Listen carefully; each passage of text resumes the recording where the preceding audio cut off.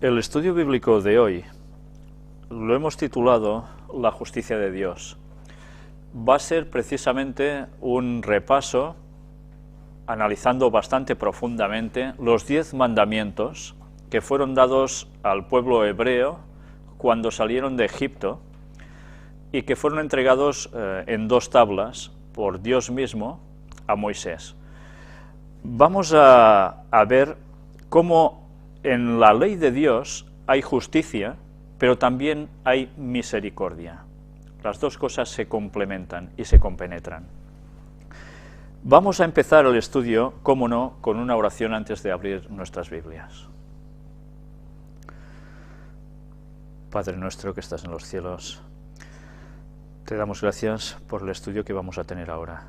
Te queremos pedir que el Espíritu Santo nos ayude a que nuestra claridad mental sea alta y podamos discernir todo lo que tú nos quieres decir a través de tu palabra. Ayúdanos a comprender la enorme importancia del estudio de los 10 mandamientos, pero que no quede solo como una teoría, sino que quede como una práctica en nuestras vidas. Ayúdanos a cambiar todo lo que tengamos que cambiar, por más que nos llegue a costar. Perdona nuestros pecados, bendícenos, que te lo pedimos todo en el nombre de Jesús. Amén. Para empezar, vamos a ver cómo la ley, los 10 mandamientos, son un reflejo del carácter de Dios.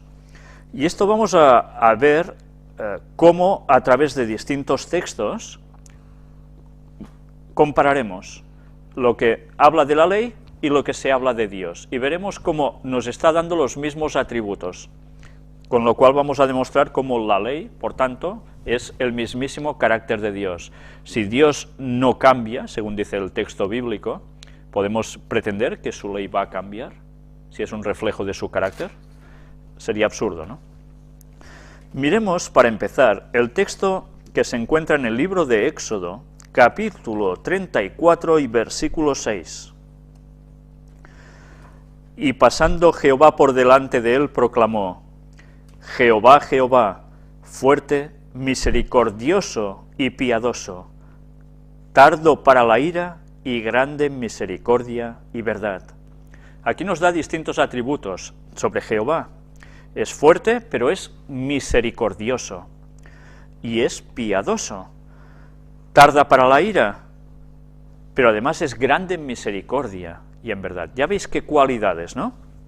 Pues vamos a ver ahora en el libro de Romanos, en el Nuevo Testamento, capítulo 7, versículo 12. De manera que la ley a la verdad es santa, y el mandamiento santo, justo y bueno. Ya estamos viendo la correlación de atributos entre el mandamiento y lo que es Dios también.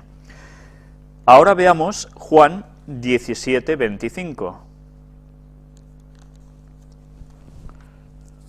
Evangelio de Juan, capítulo 17, versículo 25.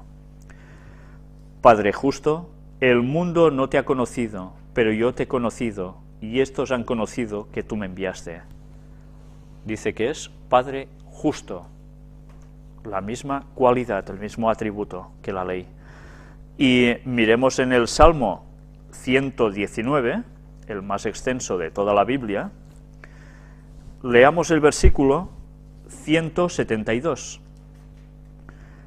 Hablará mi lengua tus dichos, porque tus mandamientos son justicia. Una vez más, igual que el carácter de Dios, es justo. Por tanto, ya vemos cómo el carácter y la ley son la misma cosa. Si Dios no cambia, la ley no puede cambiar, es inmutable, es lógico. Y vamos a ver ahora quién escribió precisamente la ley. Leamos en el libro de Éxodo, el capítulo 24, y leeremos el versículo 12. Entonces Jehová dijo a Moisés: Sube a mí al monte y espera allá, y te daré tablas de piedra y la ley, y mandamientos que he escrito para enseñarles. ¿Quién los escribió? Dios. Miremos también del mismo libro, el capítulo 31, y leamos el versículo 18. y dio a Moisés, cuando acabó de hablar con él en el monte de Sinaí, 2 tablas del testimonio, tablas de piedra escritas con el dedo de Dios. Dios mismo es el que escribió sobre esas tablas. Por tanto, hay algo muy importante en esto. Fijémonos cómo las tablas, esas 2 tablas en las que estaban repartidos esos 10 mandamientos, no eran unas tablas de madera que se corrompe, ni estaban escritas sobre un papelito, un pergamino, sino que estaban escritas sobre bloques de piedra. La piedra es un material que enseguida se deshace, ¿verdad? No. La piedra es un material duro, consistente para siempre. Escrito con el dedo de Dios, es grabado allí. Nos está dando toda la sensación de que es algo que es para siempre, que es inmutable, que es eterna, y proviene de Dios. Fijémonos qué diferencia entre la forma en que es dada la ley de los 10 mandamientos y la forma en la que se dan todas esas leyes que aparecen en el libro de Levítico, que eran la forma de oficiar que ellos deberían tener con el tabernáculo, ese santuario que iban llevando, que era una tienda que se montaba y se desmontaba, donde harían sus rituales, sus sacrificios. Todas las otras cosas fueron escritas por Moisés, y fueron escritas no en piedra, sino sobre los rudimentos que ellos tenían para poder escribir, plasmarlo. Y eso jamás fue puesto dentro del Arca de la Alianza, sino que fue puesto al lado. Dentro del Arca de la Alianza solo se pusieron los 10 mandamientos de Dios. Cierto que había el maná y la vara de Aarón que reverdeció, pero como ley, lo que se puso allí fueron los 10 mandamientos. Con esto nos estaba diciendo de que eso era un lugar sagrado, que permanecería para siempre, inmutable. Pero la otra ley sería caduca, por eso no se ponía dentro, sino al margen, fuera. Esto es muy importante, porque muchas veces las personas dicen, no, la ley de los 10 mandamientos está abolida con Cristo en la cruz. Esto es la solemne tontería más grande que se puede decir en el mundo cristiano. Porque la ley que quedó abolida era la ley de los rituales que se les dio al pueblo hebreo, que simbolizaban la venida de Jesús en Belén, y cuando todos se cumplieran en su muerte en su cruz.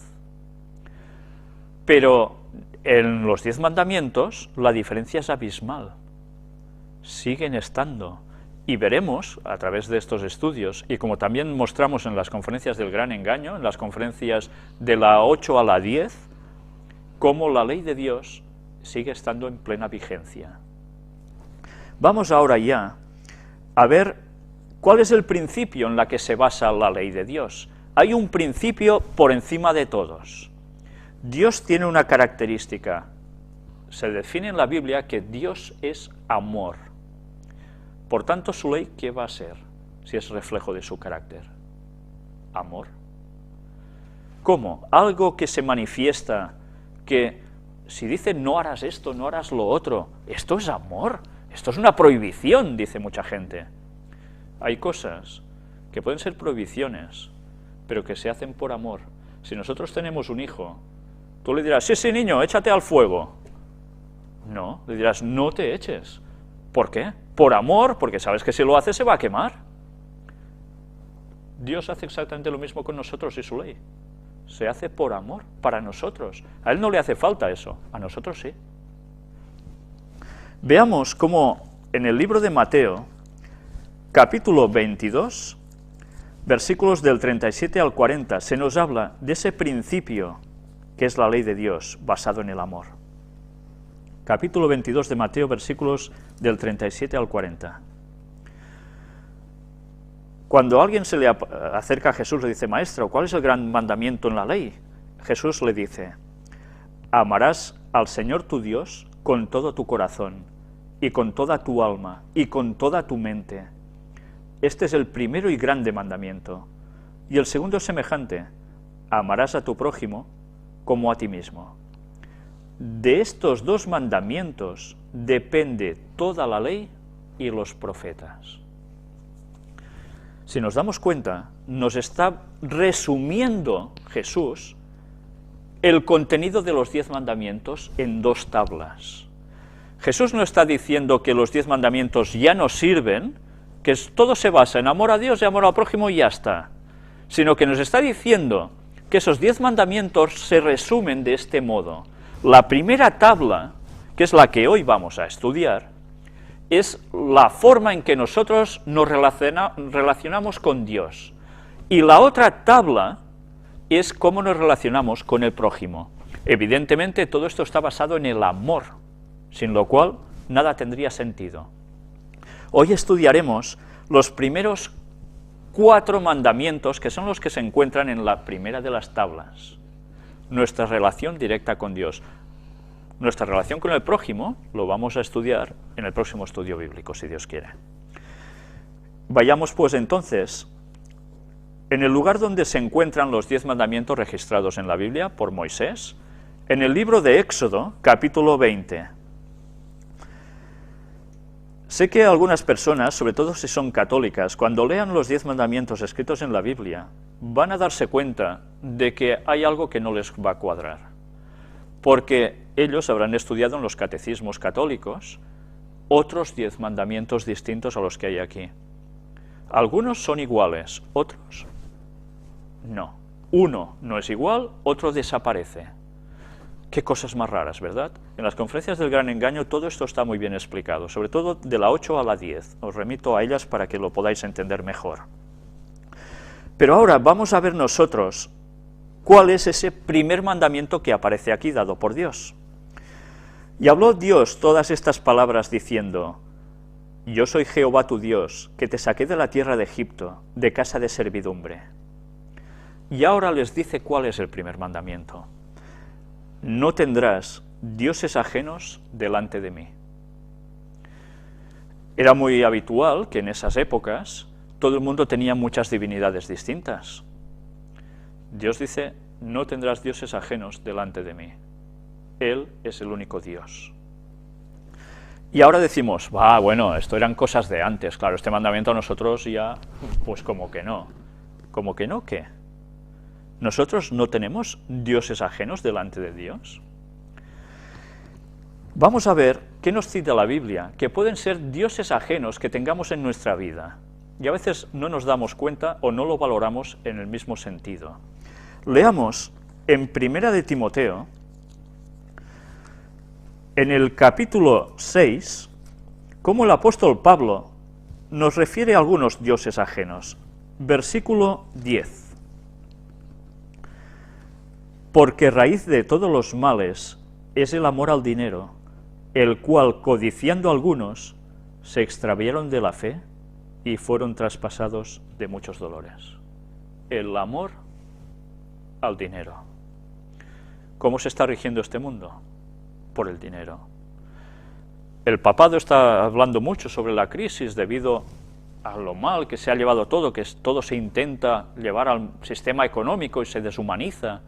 Ellos mismos que han provocado esto sabían que el amor al dinero es lo que hacía que todo fuera hacia donde ellos querían, aprovechándose de la cualidad tan triste humana que es querer dinero, sea como sea, pues han creado este movimiento de crisis para poder dar una solución después.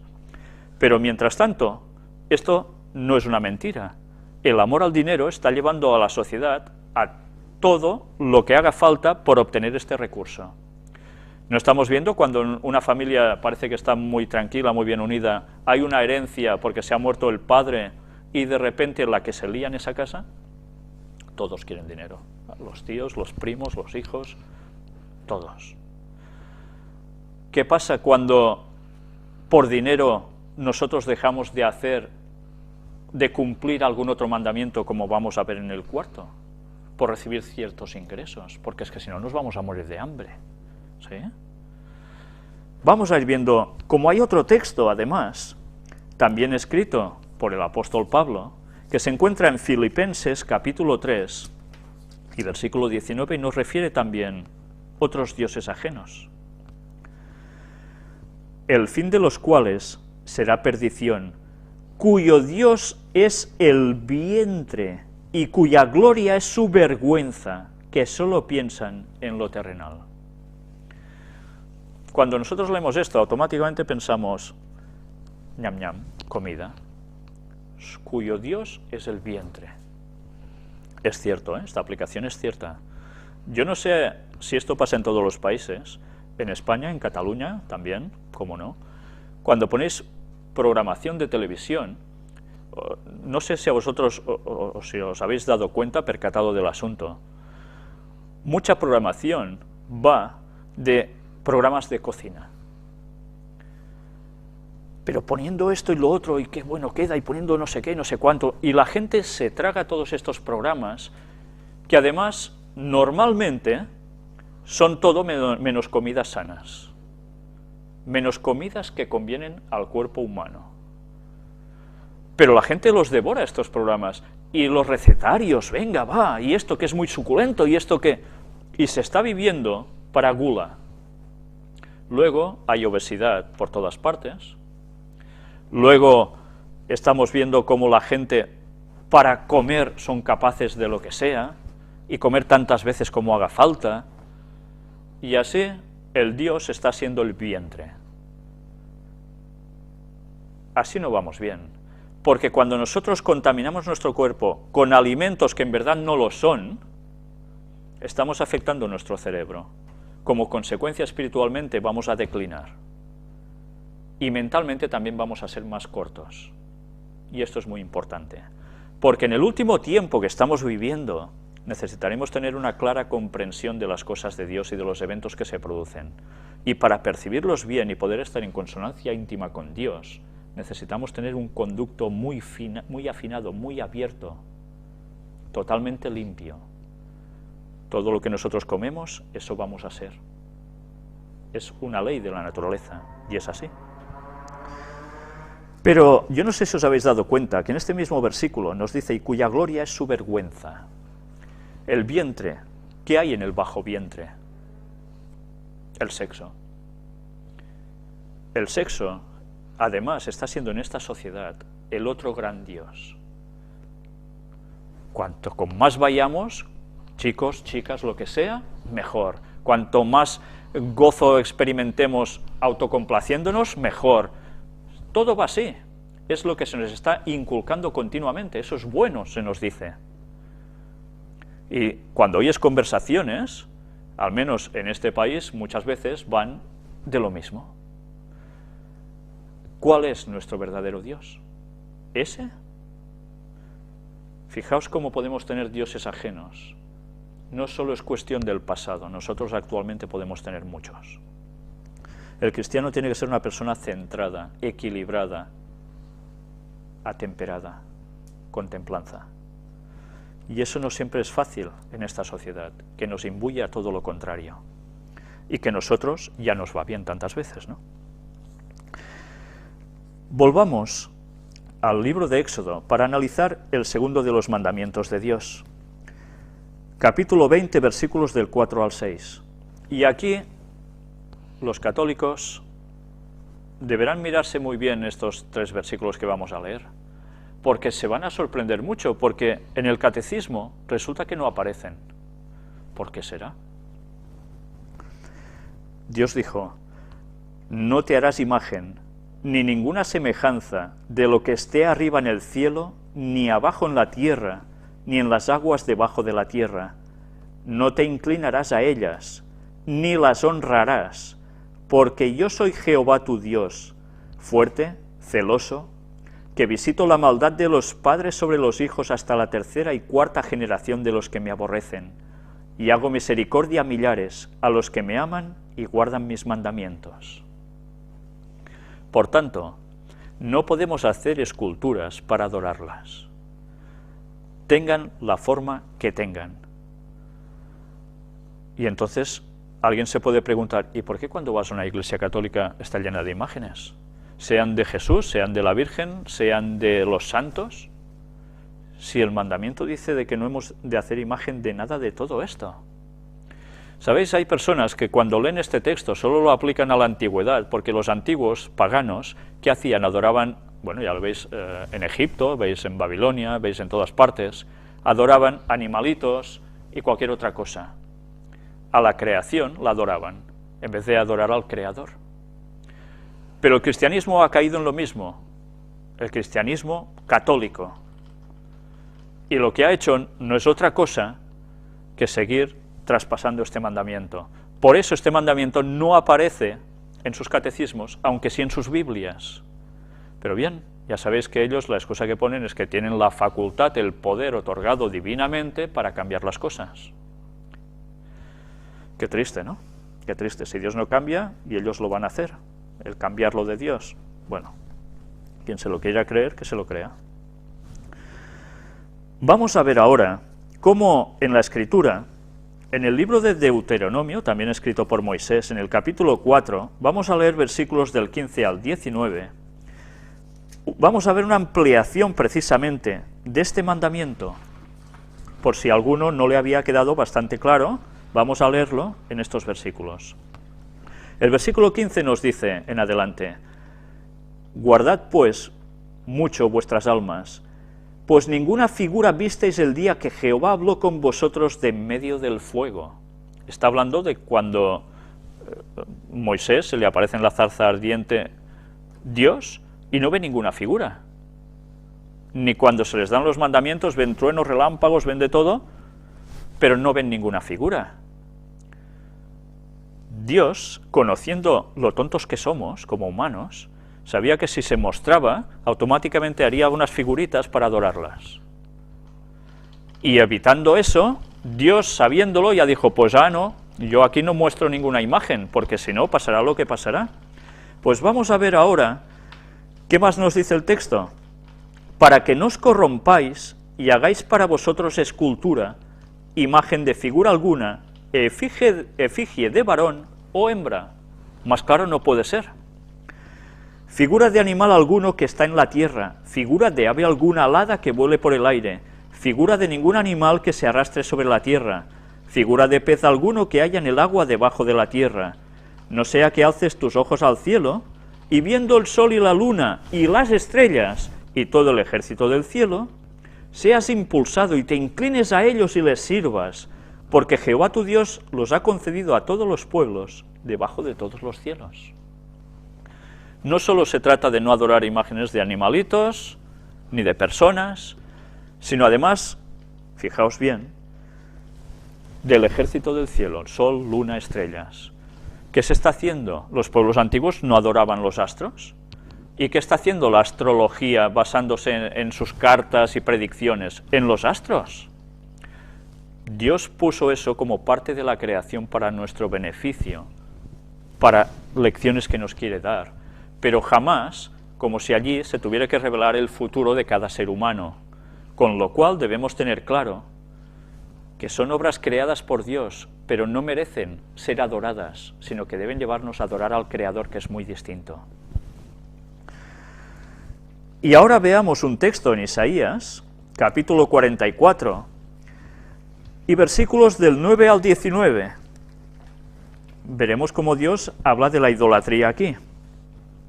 Y veréis qué descripción y qué mofa se hace de las personas que se dedican a hacer imágenes y adorarlas.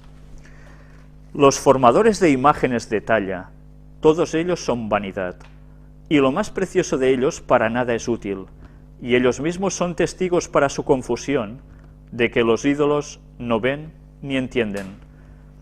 ¿Quién formó un dios? ¿O quién fundió una imagen que para nada es de provecho? He aquí que todos los suyos serán avergonzados, porque los artífices mismos son hombres. Todos ellos se juntarán, se presentarán, se asombrarán, y serán avergonzados a una.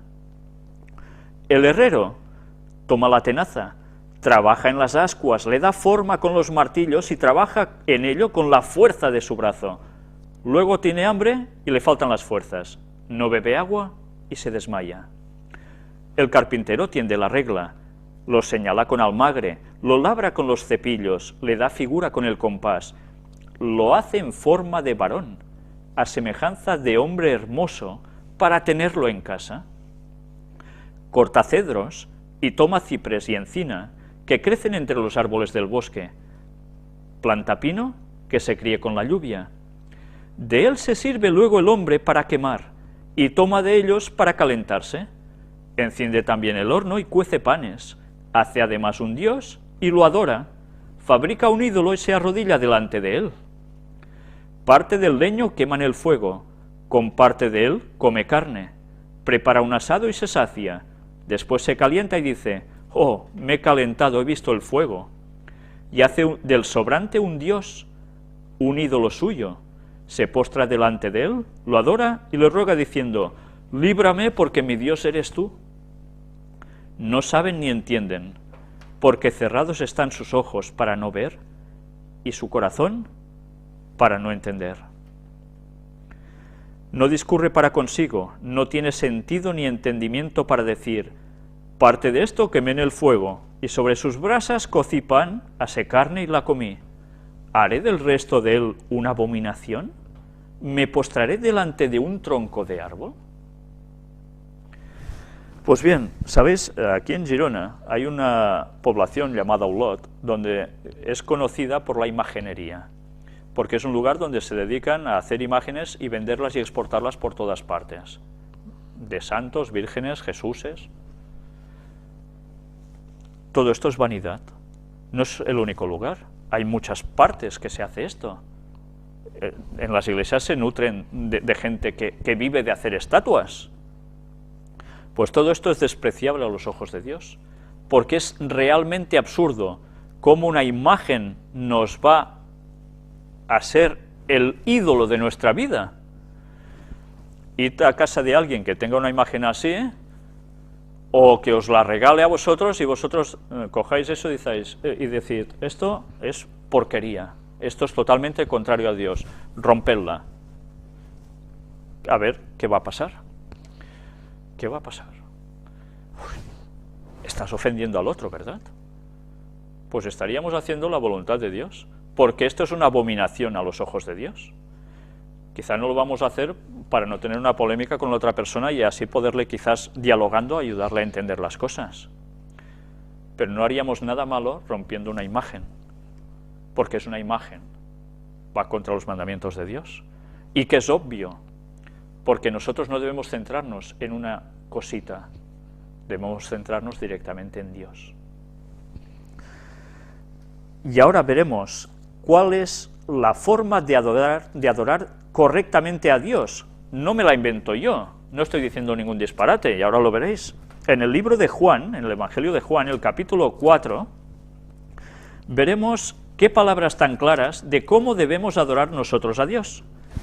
Versículos 23 y 24, palabras de Jesús además. Mas la hora viene, y ahora es, cuando los verdaderos adoradores adorarán al Padre en espíritu y en verdad, porque también el Padre tales adoradores busca que le adoren. Dios es espíritu, y los que le adoran, en espíritu y en verdad, es necesario que adoren. Nosotros debemos adorar en espíritu, no debemos adorar a una imagen. Nuestra relación con Dios puede ser en cualquier lugar sin necesidad de ninguna estatuilla. Nosotros adoramos en espíritu y en verdad. Lo otro es terreno satánico, y debemos tenerlo claro. Y la gente que se pregunte: bueno, ¿y entonces cómo hay imágenes que lloran o que sangran? Pues esos son milagros satánicos, si verdaderamente es un hecho probado. Porque eso no proviene de Dios. ¿Cómo va a ir en contra Él mismo de lo que ha escrito o de lo que ha dejado plasmado para nosotros? Es imposible. Pero Satanás sigue cautivando a miles de personas con estas bobadas. Pues la gente que ahora sabe esto necesitará tener mucha sinceridad para decir: es verdad, está escrito por Dios, ¿cómo voy a ir yo contra Dios? Pero se les presentará el dilema de que su iglesia de toda la vida les ha enseñado lo contrario. Pues hay que cambiar. Cuando algo no está bien, debemos cambiarlo. Y Dios nos va a ayudar, por supuesto. Pero no podemos jugar con Dios. Volvamos ahora al libro de Éxodo para ver el tercer mandamiento. Se encuentra también, como no, en el capítulo 20, y vamos a leer el versículo 7. No tomarás el nombre de Jehová tu Dios en vano, porque no dará por inocente Jehová al que tomare su nombre en vano. Bien, en este país, tomar el nombre de Jehová en vano es la cosa más habitual que hay. No sé si os lo habéis planteado nunca, pero aquí es una expresión muy vulgar referirse como ir al baño, pero encima de Jehová. ¿Entendéis? Imaginaos hasta qué vulgaridad se puede llegar, porque esto parece que hace más hombre, ¿no?, decir estas cosas, o es algo ya tan habitual, pero lo dicen hombres y mujeres. Hay gente que sé que cuando llega de otros países aquí se sorprenden de la cantidad de palabrotas que se llegan a decir, de tacos, ¿no? Pero porque además no son solo cualquier sandez, sino que además es caras a Dios. Pues esto es tomar el nombre de Jehová en vano.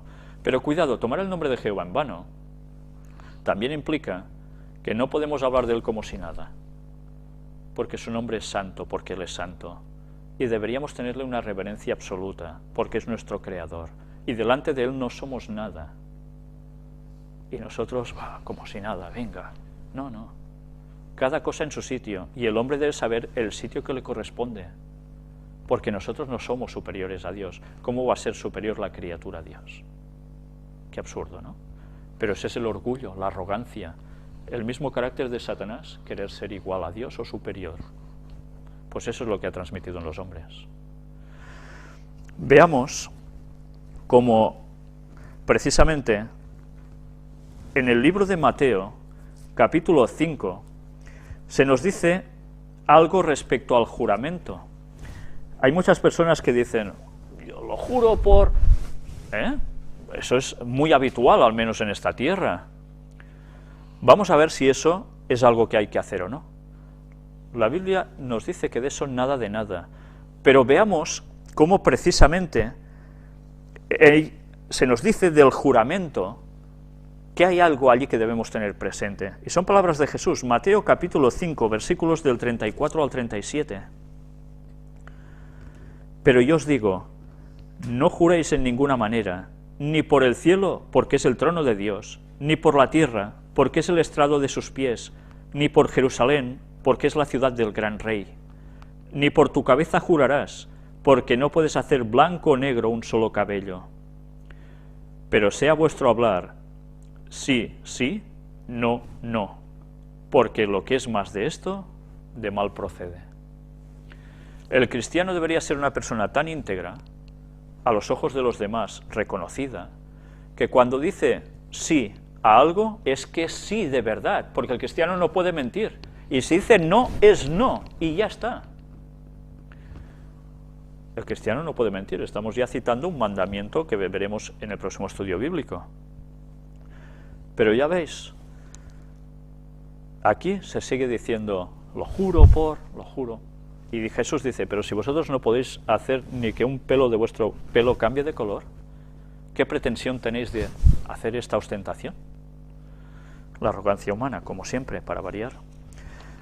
Y vamos a ver ahora cómo sí hay una excepción en los juramentos y que Jesús tuvo que confrontar también. Se encuentra en Mateo capítulo 26 y versículos 63 y 64.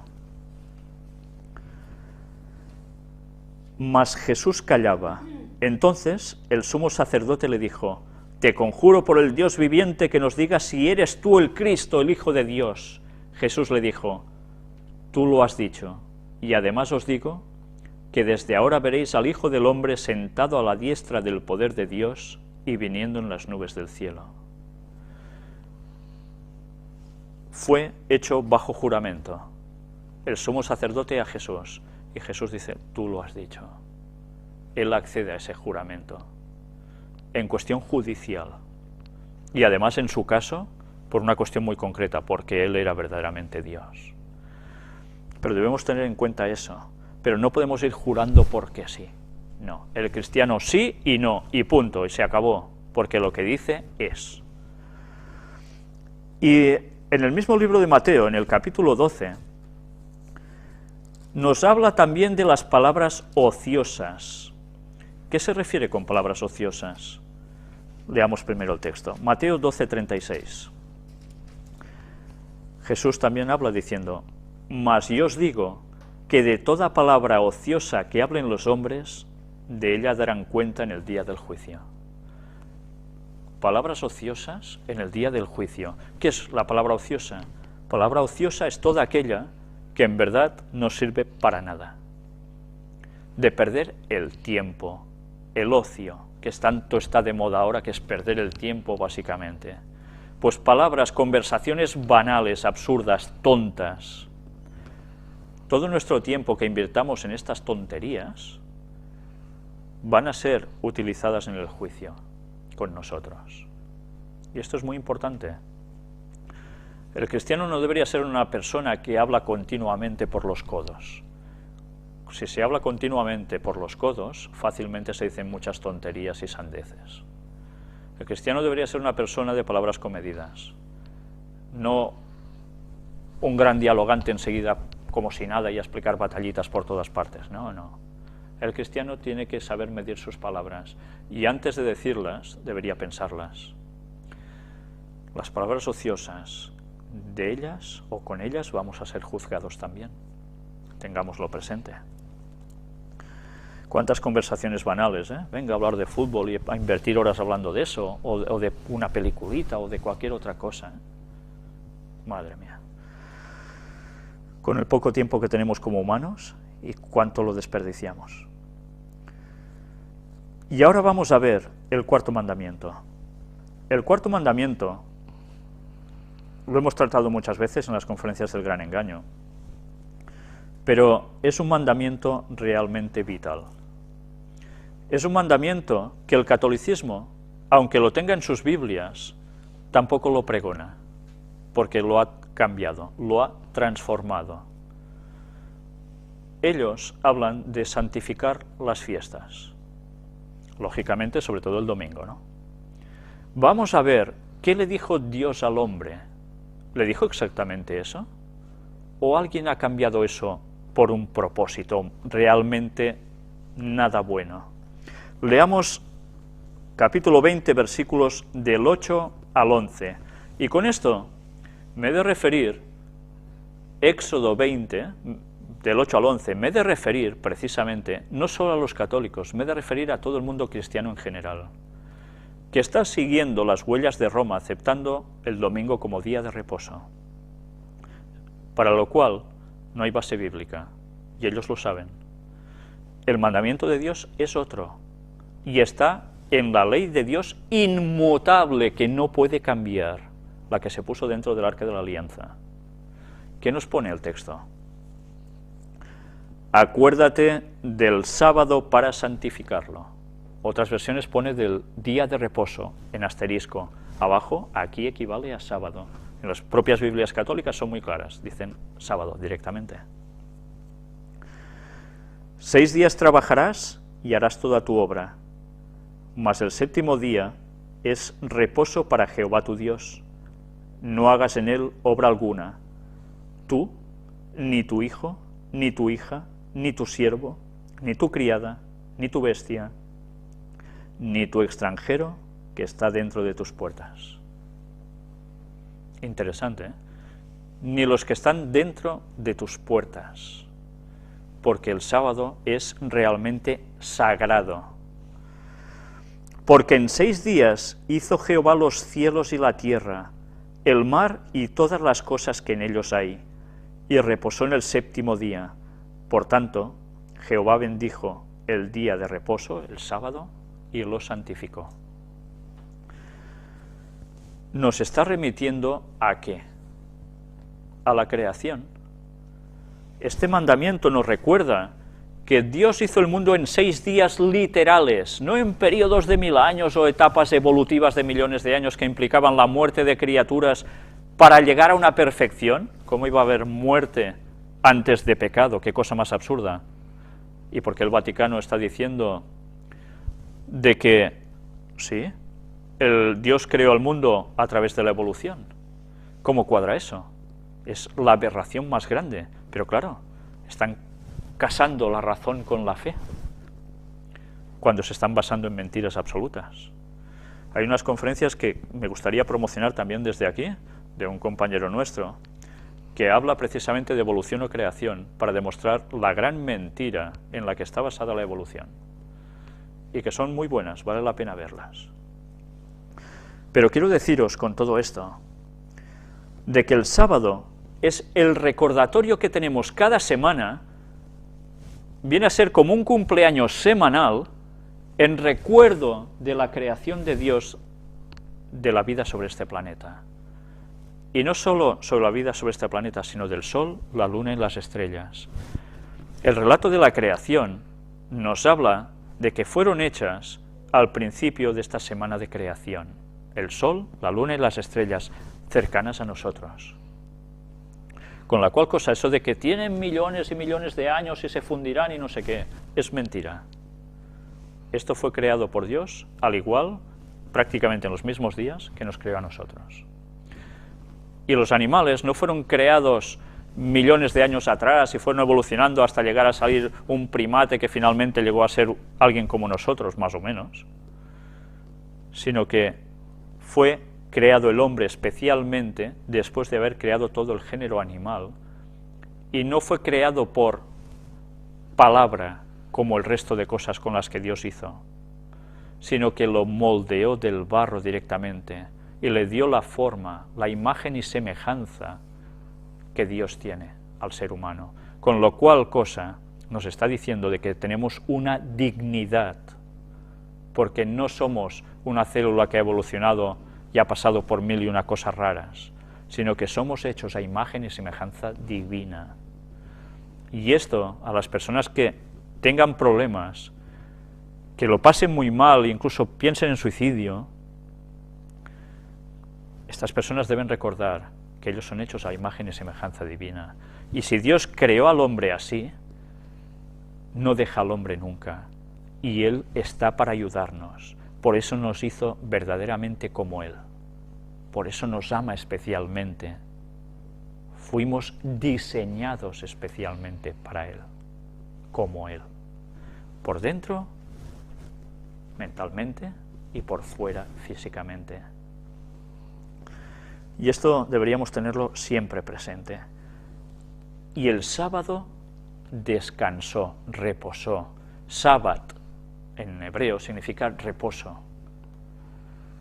Por tanto, Dios reposó en sábado, no reposó en domingo. Y cualquier persona que diga que el domingo se observa porque resucitó Jesús y así el sábado era para los judíos, está tristemente engañado o mintiendo, porque en ningún momento se autoriza a que el domingo sea el día de reposo en sustitución al sábado bíblico. Eso no aparece jamás en las Escrituras. Dadles las vueltas que queráis, no lo encontraréis jamás. Los 10 mandamientos, ¿a quién fueron dados? ¿Al pueblo judío? Cierto. Pero si nosotros vamos mirando antes, ya vamos viendo cómo el sábado se guardó, cuando se les dio el maná. Pero vemos como antes de todo esto, en la mismísima creación, Dios ya bendijo este día y lo santificó. Y en la creación Dios había hecho un judío. ¿Adán era un judío? No, era un ser humano, el primero. ¿Y Eva era la primera mujer? ¿Eran judíos? No, eran humanos.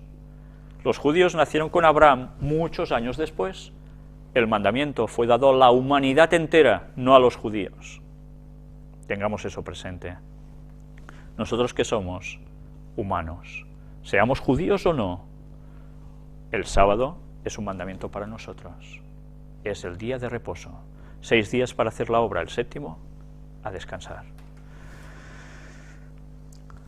Ya habrá un estudio bíblico directamente para el sábado, donde podremos entrar más en detalle, pero mientras tanto sí quiero deciros de que tengáis presente que en las conferencias del Gran Engaño, allí encontraréis todos los detalles históricos al respecto de por qué se hizo un cambio de sábado a domingo en la cristiandad, y de la importancia profética que tiene el sábado, y mucha gente no se da cuenta de eso, no solo lo que ha pasado anteriormente en esta historia de la humanidad y en nuestros días, sino en lo que va a venir dentro de poco, que las profecías bíblicas apuntan.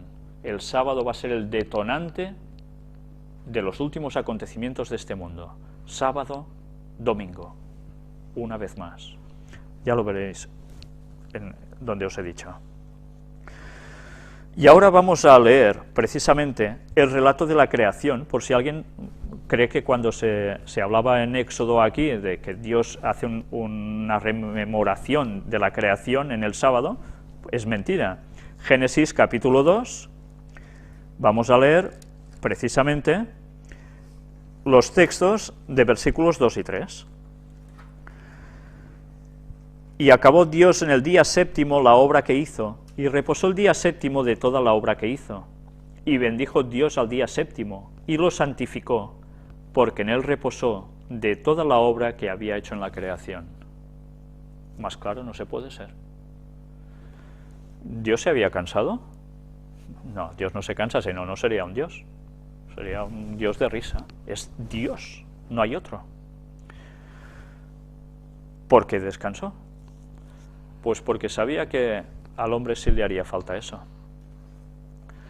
Y ya pasó antes del pecado, cuando el hombre no se cansaba. ¿Por qué se le dio el sábado? Porque tenía 6 días de actividad y uno para dedicarlo concentrado específicamente en adorar a Dios. Es como si fuera el enlace perfecto entre una relación muy íntima entre dos personas, que durante la semana van ajetreados, necesitan un día, lo que se dice ahora de relax, ¿no? Para compenetrarse, poder hablar, conocerse, quererse.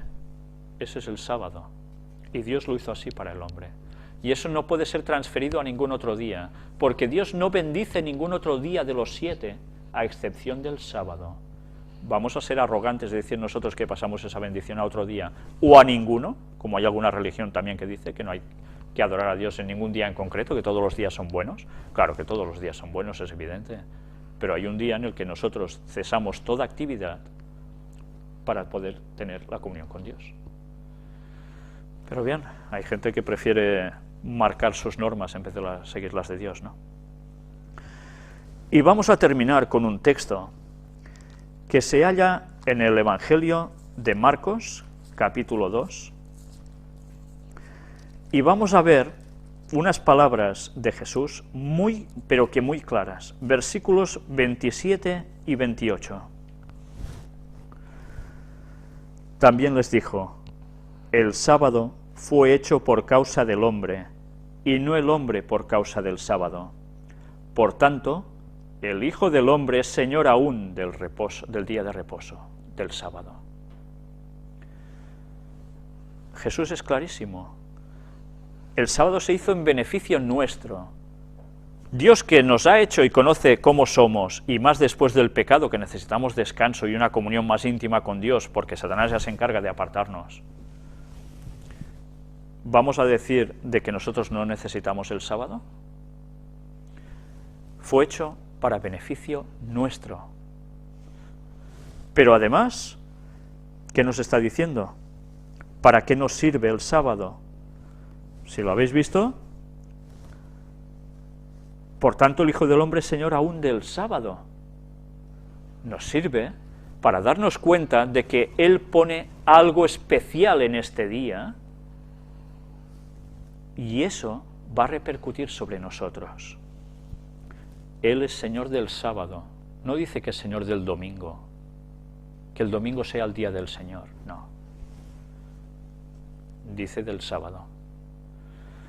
Pues bien, los 4 mandamientos son muy claros, especialmente el sábado. Nos viene a decir de que si nosotros lo guardásemos cada semana, no seríamos ninguno de este planeta ateo. Nadie puede explicar el origen de la semana de 7 días. Nadie. La evolución no puede explicar eso, y de que en todas las culturas de todo el mundo haya una semana de 7 días. La Revolución Francesa, cuando se puso contra Dios, quiso instaurar la de 10 días. Fue un fracaso tremendo. ¿De dónde surgió y que todos tengan una semana? ¿Sabéis? Solo hay un lugar donde se explica eso, y es la palabra de Dios, el relato de la creación. ¿Qué cosas, eh? Pues ahí está. Si nosotros guardásemos siempre estos mandamientos, no habría ateos, porque recordaríamos que Dios nos hizo, y Dios existe. Y no podemos desesperarnos por las cosas, porque Él está por nosotros. Y nos va a venir a liberar dentro de poco de este mundo, de todo lo malo que hay aquí. Y debemos estar preparados para esto. Tengamos presente que los mandamientos fueron dados para beneficio nuestro. No solo el sábado, todos. No fueron para fastidiar al ser humano. Mira, le voy a poner estas restricciones para fastidiarlo. No, no. Dios nos quiere, nos ama, y lo hizo para nuestro bien. ¿Vamos a ser nosotros los que digamos, no, Señor, yo sé más que tú? No podemos ser tan absurdos, ¿verdad? Pues bien, ahora hemos tratado los 4 primeros mandamientos. En el próximo estudio vamos a tratar los otros 6, la relación con nuestros prójimos, base de la convivencia de la sociedad. Por tanto, tengamos presente que los 10 mandamientos están en vigencia y que nosotros debemos guardarlos, porque si no, no estamos en consonancia con el carácter de Dios. Y los únicos que van a entrar en el reino de Dios son los que estén en consonancia con Dios. Si nosotros tiramos por un carácter distinto, no podremos estar con Dios. No tendremos la vida eterna. Que Dios nos ayude entonces a guardar estos mandamientos. Vamos a terminar con una oración.